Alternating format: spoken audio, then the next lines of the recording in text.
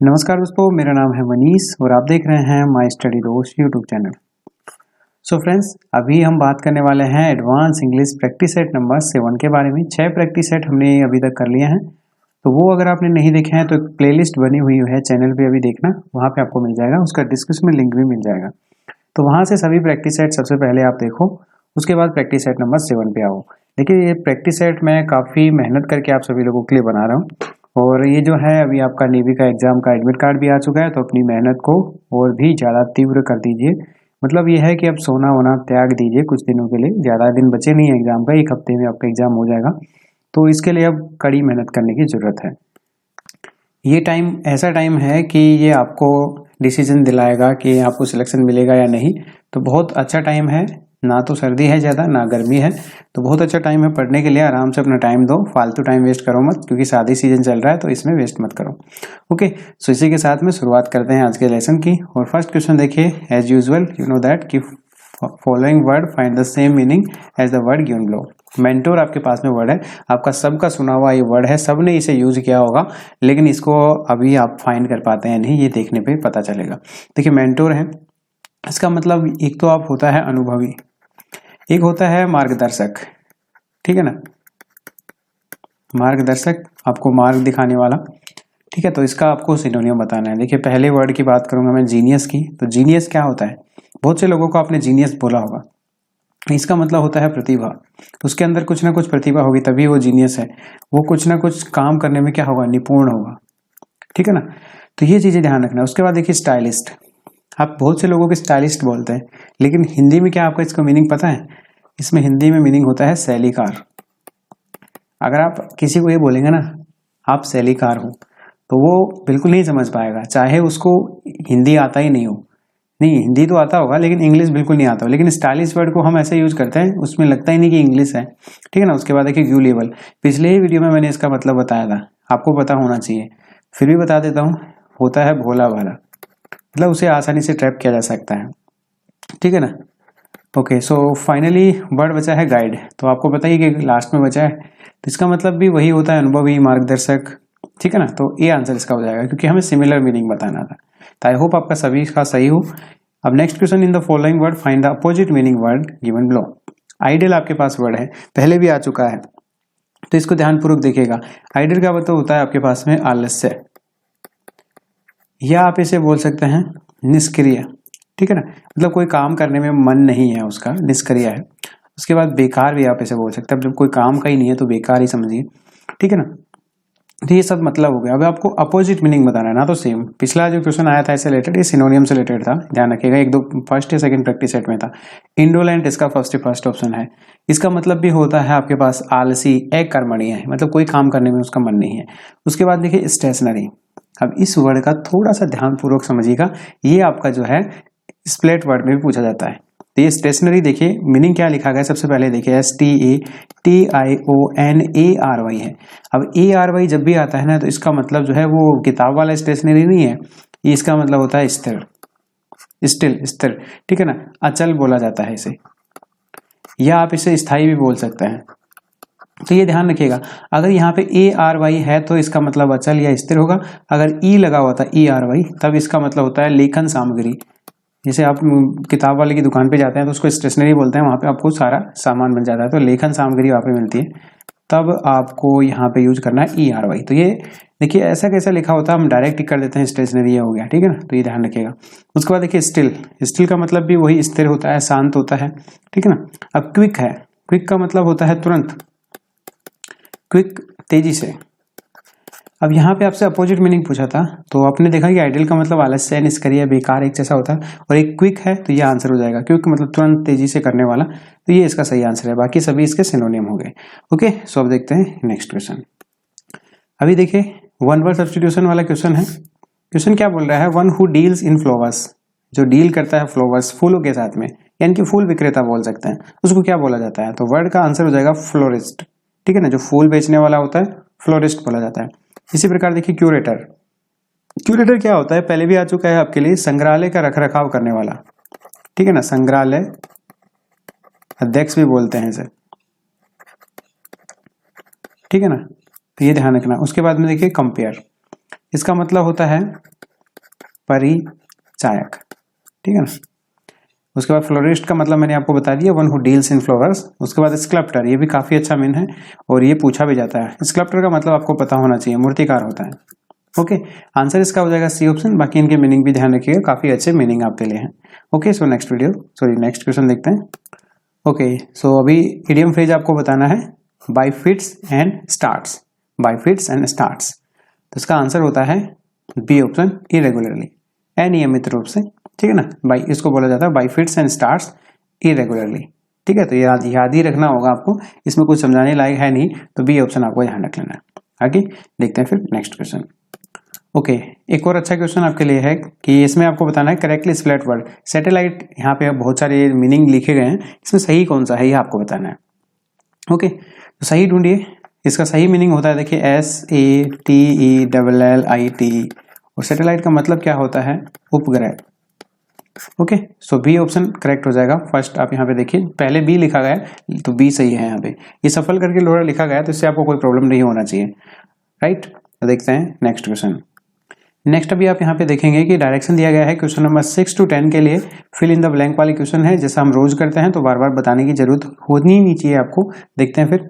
First आपके पास दिया गया है blank, being hard working he is thoroughly honest, being hard working he is thoroughly honest, ठीक है। तो इसमें देखिए कौन सा ऑप्शन सुटेबल होगा आपके लिए। चारों ऑप्शन आपके पास दिए गए हैं, तो यहाँ पे हो जाएगा over and above, over and above being hard working he is thoroughly honest. अब देखिए ओवर एंड अबव के मतलब क्या होता है, के अलावा, यानी कि इनके अलावा, being hard working he is thoroughly honest, मतलब क्या है, हार्ड वर्किंग के अलावा वो क्या है, थोरोली ऑनेस्ट, वैसे ही ईमानदार भी है, ठीक है ना। तो यहाँ पे ये आंसर हो जाएगा B option. Over and above का मतलब ध्यान रखिएगा के अलावा, यानी कि वो हार्ड वर्किंग तो है ही, इसके अलावा ऑनेस्ट भी है, तो बी ऑप्शन करेक्ट है। अब देखिए नेक्स्ट आपके पास में है the press blank serve the profession better if it were objective in this reporting, ठीक है। तो यहाँ पे देखो क्या होगा, वुड, मे, कैन, विल, ठीक है। तो यहाँ पे आंसर हो जाएगा A option, would. The press would serve the profession, ठीक है ना। तो यहाँ पे जो वुड यूज हुआ है ये पास्ट फॉर्म है आपके पास में, ठीक है। किसका फॉर्म है, विल का, विल का पास्ट फॉर्म है वुड, तो यहाँ पे वुड यूज होगा, राइट। तो ये ध्यान रख लेना है आपको, ठीक है ना। अब यहाँ पे आप ये सोच रहे होंगे कि ये वुड क्यों यूज हुआ, देखिए विल क्यों नहीं हुआ। तो वुड देखिए यहाँ पे पास्ट में टेंस बना हुआ है, वर्ड से आपको पता चल गया होगा। तो ये आपके पास में कंजंक्शन लगा हुआ है, तो इसके बाद में आपको क्या देखना है, ये पूरा अगर टेंस बाद में पास्ट में तो पहले भी पास्ट में ही होगा।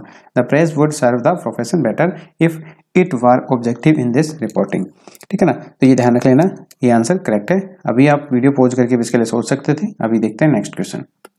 ओके, सो नेक्स्ट क्वेश्चन आपके पास में है ही admire precision in everything but it never hampered his quick, ठीक है ना। तो यहाँ पे देखो क्या होगा, एक्शन होगा, डिसीजन होगा, फाइनलाइजेशन होगा, डीलिंग होगा। तो आंसर इसका हो जाएगा आपके पास में ए ऑप्शन, डिसीजन, ठीक है ना। डिसीजन का मतलब होता है आपके पास में निर्णय। तो ही एडमायर, तो इसका जो मीनिंग हो जाएगा ना टोटली क्या हो जाएगा, ऐसे एडमायर का मतलब अगर आपको बताऊं तो इसका मतलब होता है प्रशंसनीय, ठीक है ना। तो ही एडमायर प्रशंसन, इस सभी का जो मतलब होगा वो हो जाएगा कि उन्होंने क्या किया हर चीज में। इसका जो आपके पास में प्रशंसन है, इसका मतलब होता है परिशुद्धता, ठीक है ना। ये मीनिंग इसलिए बता रहा हूं ताकि आप इसके लिए वोकेबलरी भी इंपोर्ट कर सकें। तो उन्होंने हर चीज में परिशुद्धता की क्या की, एडमायर, प्रशंसा की, बट लेकिन ही नेवर हार्म्ड, ठीक है।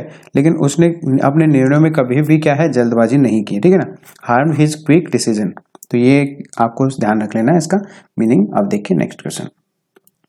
ओके, नेक्स्ट क्वेश्चन देखिए, an editor is a stickler accuracy, ठीक है ना। तो स्टिकलर एक्यूरेसी आपको बताना है, इसके साथ प्रीपोजिशन कौन सा यूज होगा। तो आंसर हो जाएगा इसका ए ऑप्शन, टू यहाँ पे यूज होगा। देखिए जो पूरा फ्रेज है स्टिकलर टू, इसका मतलब होता है जोड़ देना, जोड़ देने वाला, या आप इसे बोल सकते हैं आग्रही, ठीक है ना। तो एक एडिटर क्या करता है, जोड़ देता है किस पे, अपनी एक्यूरेसी पे। तो कुछ भी आप एडिट कर रहे हैं, जैसे कोई टाइप कर रहे हैं, तो उसमें सबसे पहला काम यही रहता है कि आप एक्यूरेसी पे फोकस करें। तो एक एडिटर क्या करता है, अपनी एक्यूरेसी पे फोकस करता है। तो ये ध्यान रख लेना, स्टिकलर के साथ में टू प्रीपोजिशन आपको यूज करना है। देखिए फिर नेक्स्ट क्वेश्चन। ओके, सो अभी नेक्स्ट देखिए, this shirt is so dirty that it blank be cleaned, देखिए बहुत ज़्यादा गंदी है टी शर्ट, तो उसको क्या क्लीन किया जा सकता है? तो यहाँ पे आंसर हो जाएगा कैन नॉट, ठीक है ना, बहुत ज़्यादा, so dirty so that it can not be cleaned, तो यहाँ पे कैन नॉट यूज होगा। A option is the correct answer. देखिए फिर नेक्स्ट क्वेश्चन। नेक्स्ट अभी देखिए आपको एरर से रिलेटेड क्वेश्चन दिए गए हैं। A good friend of me has been in London for 20 years या नो एरर, ठीक है, इसमें देखिए क्या एरर होगा। अभी देखिए आपको एरर पता चल गया होगा, नहीं पता चला तो थोड़ा और सोचना है तो वीडियो पॉज कर लीजिएगा। अभी आंसर बता देता हूँ आपको। यहाँ पे जो आंसर हो जाएगा बी ऑप्शन हो जाएगा। देखिए कैसे, यहाँ पे जो मी यूज हुआ है ना, इसकी जगह पे आपको माइन यूज करना है। क्यों यूज करना है ये भी बता देता हूँ। देखिए आपके पास में ऑफ प्रीपोजिशन है, प्रीपोजिशन के बाद में हमेशा आपको ध्यान रख लेना, या तो आपके पास में कोई भी नाउन आएगा या प्रोनाउन आएगा, ये फिक्स है, नाउन आएगा या प्रोनाउन आएगा। अब ये देखिए नाउन तो है नहीं मी, तो प्रोनाउन आएगा। अब प्रोनाउन में देखिए ये चीज ध्यान रखना है ना, इसका ऑब्जेक्टिव केस यूज करना है आपको, ना कि सब्जेक्टिव केस। ऑफ प्रीपोजिशन के बाद में इसका ऑब्जेक्टिव केस। अब आई होता है वैसे तो सब्जेक्ट के रूप में, इसका ऑब्जेक्टिव केस होता है माइन। माई क्या है, डिटरमाइन है, तो यहाँ पे ये नहीं यूज करना है। रिफ्लेक्सिव प्रोनाउन के यूज में, रिफ्लेक्सिव प्रोनाउन है वो माई, माई सेल्फ, तो वो यूज नहीं होगा यहाँ पे, ठीक है। ये चीज कॉमन सी है, इसको समझने की बात है आपको। तो ये आंसर हो जाएगा आपके पास में, माइन यूज होगा, सो बी आंसर करेक्ट होगा। अब देखो नेक्स्ट क्या है, you should avail of every opportunity to practise your skill या नो एरर। अब इसमें भी ध्यानपूर्वक देखिए कि क्या सही होना चाहिए, क्या गलत होना चाहिए। तो आप अपना टाइम ले सकते हैं, इसके लिए आप वीडियो पॉज कर सकते हैं। तो इसमें भी जो आपके पास में आंसर होगा वो बी ऑप्शन हो जाएगा। यहाँ पे आप देखिए क्या बोला गया है, avail of every opportunity. Avail of every opportunity, इसकी जगह पे आपको क्या करना है, इसकी जगह पे avail your self of every opportunity, ठीक है ना। अवेल ऑफ एवरी अपॉर्चुनिटी की जगह पे अवेल ऑफ योर सेल्फ। यहाँ पे देखिए आपको इसकी जगह यूज करना है avail your self of every opportunity, ठीक है ना। देखिए इसमें क्या बोला था, you should avail of every opportunity, तुम्हें हर अपॉर्चुनिटी के लिए तैयार, आपको क्या करना चाहिए, लाभ उठाना चाहिए, ठीक है। अवेल मतलब होता है लाभ उठाना, ऑफ एवरी अपॉर्चुनिटी। तो यहाँ पे आपको क्या बोलना चाहिए, you should avail your self, तुम्हें इस हर अपॉर्चुनिटी की क्या करनी चाहिए, लाभ उठाना चाहिए, और टू प्रैक्टिस योर स्किल। तो यहाँ पे इसका बारे में आपको बताना था, तो आंसर हो जाएगा यहाँ पे B option. Okay, so next question देखते हैं फिर। नेक्स्ट देखो क्या है आपके पास में, question 13, it was me who telephoned the fire service no error. तो यहाँ पे भी ध्यानपूर्वक सोचेगा, काफी अच्छा एरर यहाँ पे आपको देखने को मिलेगा। इसका आंसर हो जाएगा बी ऑप्शन। आप वीडियो पॉज करके भी सोच सकते थे।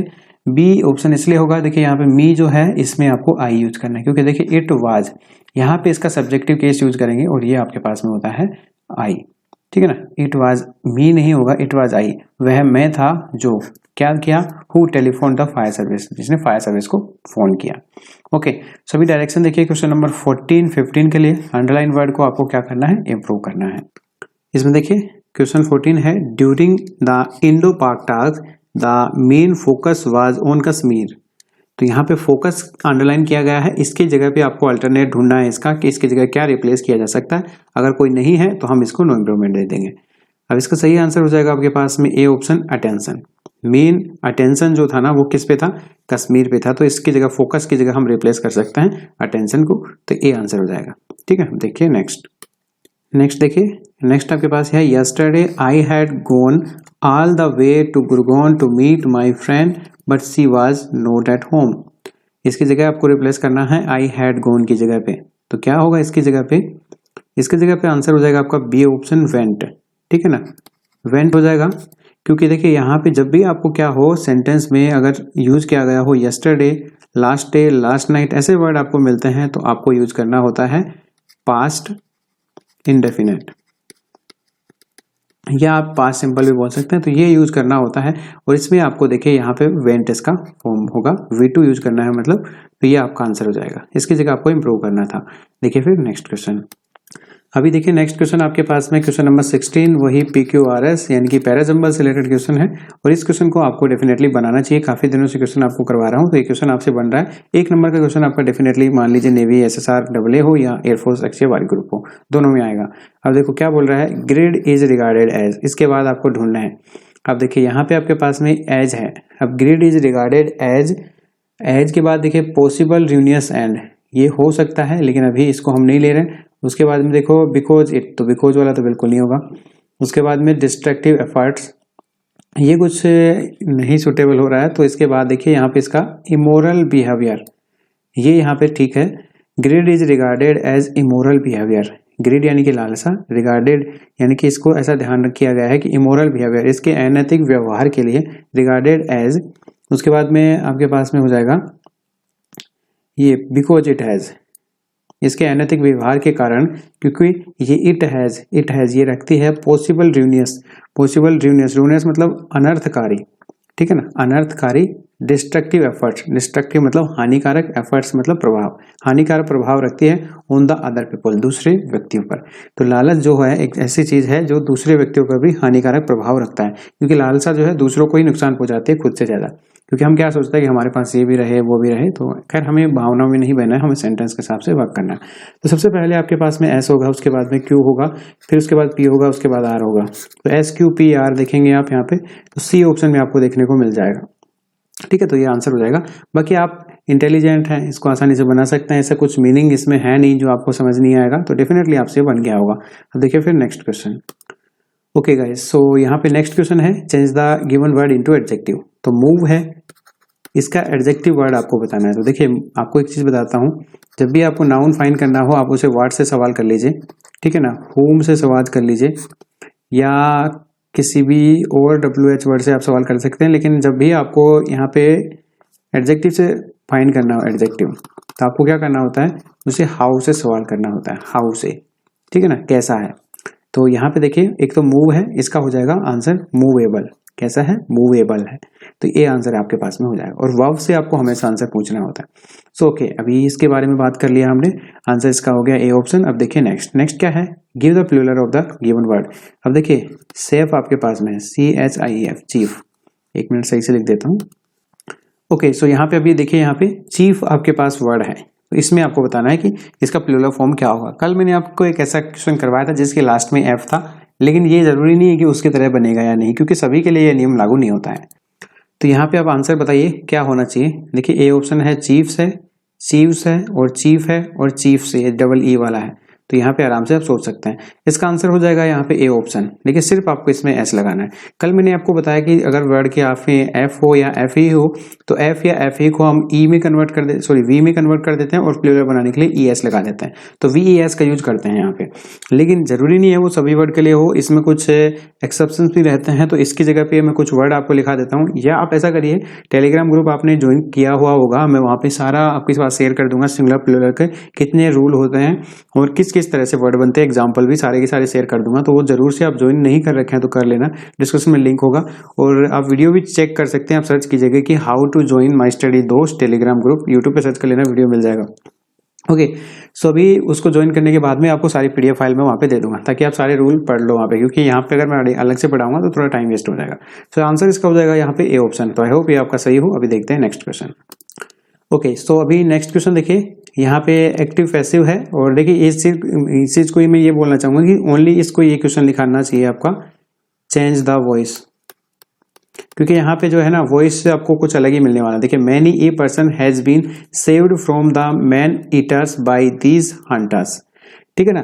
तो यहाँ पे देखो बाई लगा हुआ है, तो आपको पता है कि एक्टिव में नहीं होता, पैसिव में होता है, तो ये पैसिव वॉइस है, इसका एक्टिव वॉइस आपको बनाना है, ये ध्यान रखना है। अब देखो यहाँ पे एक चीज सबसे पहले मैं बोलता हूँ, टेंस पे फोकस करो।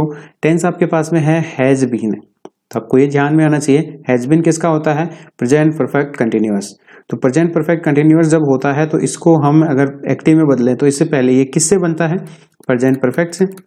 तो प्रेजेंट परफेक्ट का हेल्पिंग वर्ब देखो, यहाँ पे देखो विल है, यहाँ पे कुछ है ही नहीं, यहाँ पे हैव है, तो डायरेक्टली आंसर डी ऑप्शन हो जाएगा। उसके बाद कुछ देखने की जरूरत नहीं, क्योंकि मैं बोलता हूँ 95% क्वेश्चन जो है सिर्फ टेंस से बनता है, 5% क्वेश्चन ऐसा होता है जो हमें देखने की जरूरत पड़ती है कुछ और वर्ड, ठीक है। तो ये आंसर हो जाएगा। आप देखते हैं नेक्स्ट क्वेश्चन। अभी देखिए नेक्स्ट और लास्ट क्वेश्चन में डायरेक्ट इनडायरेक्ट से क्वेश्चन है, रमेश सैड, और उसके बाद में है I was having my dinner what the peon called upon me. तो देखो रमेश सैड है, ऐसे कैसे सैड का सैड रहेगा, कुछ चेंज नहीं होगा, क्योंकि यहाँ पे कुछ लिखा ही नहीं है, सैड टू मी है, होना चाहिए यू होना चाहिए, कुछ नहीं है, ऑब्जेक्ट नहीं है आपके पास में। तो यहाँ पे देखिए सैड के बाद में दैट लगाना है, तो सैड के बाद दैट है, इनमें देखिए टोल्ड है, तो ये गलत हो जाएगा। ओके, उसके बाद में देखिए ही है, उसके बाद में देखिए वाज है, अब वाज वर्ब जब होता है तो ये आपको पता है किस में बदलता है, हैड बीन में बदलता है, ठीक है ना। जब पास्ट कंटिन्यूअस होता है, पास्ट परफेक्ट कंटिन्यूअस में बदलता है, तो हैड बीन आ गया, यहाँ पे देखिए वाज हैविंग आ गया, ये भी गलत, ये आंसर करेक्ट हो गया। तो देखिए कितना टाइम लगा, सिर्फ 10 सेकंड आपको लगा होगा। उसके बाद भी बाकी आप देख लेना, सारा का सारा सेम है, ये आंसर इसका सही जवाब हो जाएगा। तो ये था फ्रेंड्स आज का प्रैक्टिस सेट। आई होप आप सभी लोगों को रोज की तरह ये भी अच्छा लगा होगा। सो जैसा रोज आप करते आए हैं उसको आज भी कंटिन्यू रखिए। वीडियो को जरूर से लाइक करें, अपने दोस्तों के साथ में शेयर जरूर करें। देखिए ये नेसेसरी है मेरे लिए और आप सभी लोगों के लिए, क्योंकि अगर आप सपोर्ट करते हैं तो कुछ नया हम करने की और सोचेंगे आपके लिए, ठीक है। उसके बाद में कुछ नहीं करना, नए जो लोग जुड़े हैं उनसे भी रिक्वेस्ट है कि आप सब्सक्राइब करने के बाद बेल आइकन जरूर दबाएं ताकि आपको नोटिफिकेशन टाइम टू टाइम मिलते रहे। ओके गाइस, और कुछ समस्या हो तो कमेंट कर देना, अपने स्कोर जरूर कमेंट करना। See you soon guys in the next video, तब तक के लिए bye bye, take care, all the best.